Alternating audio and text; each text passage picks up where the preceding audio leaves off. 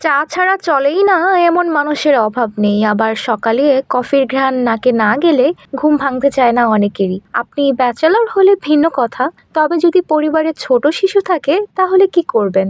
বাচ্চাদের তো বায়নার শেষ নেই, আর সাথে সাথে থাকে সবকিছুতেই সীমাহীন কৌতূহল। আপনাকে চা বা কফি পান করতে দেখলে বাচ্চারাও খেতে চাইবে, স্বাভাবিক। কিন্তু বাচ্চাদের চা বা কফি খেতে দেয়া যাবে কিনা তা আগে জানা দরকার।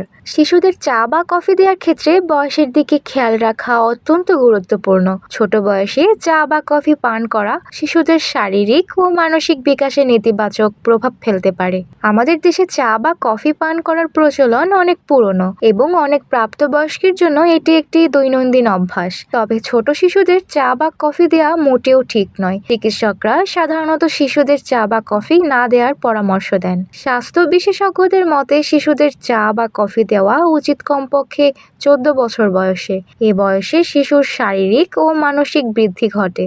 এর আগে চা বা কফিতে থাকা ট্যানিন এবং ক্যাফিন শিশুর শারীরিক পুষ্টির ঘাটতি সৃষ্টি করতে পারে, যা তাদের শারীরিক বৃদ্ধির জন্য ক্ষতিকর। তবে 18 বছর বয়স পর্যন্ত শিশুদের অল্প পরিমাণে চা বা কফি দেওয়া যেতে পারে, কিন্তু বিশেষভাবে সতর্ক থাকতে হবে। চা বা কফির ক্ষতিকর প্রভাব। কিছু বাবা মা ভাবেন যে গরম চা বা কফি শিশুর সর্দি কাশি কমাতে সহায়তা করে, কিন্তু বাস্তবে এটি শিশুদের শারীরিক ক্ষতি করতে পারে। চায়ে থাকা ট্যানিন শিশুদের দাঁত ও হাড়ের জন্য ক্ষতিকর এবং শারীরিক ও মানসিক স্বাস্থ্যেরও নেতিবাচক প্রভাব ফেলতে পারে। কফিতে থাকা ক্যাফেইন পেটের সমস্যা বাড়াতে পারে এবং ঘুমের স্বাভাবিক প্রক্রিয়াকে ব্যাহত করতে পারে, যা শিশুদের বৃদ্ধিতে সমস্যা তৈরি করে।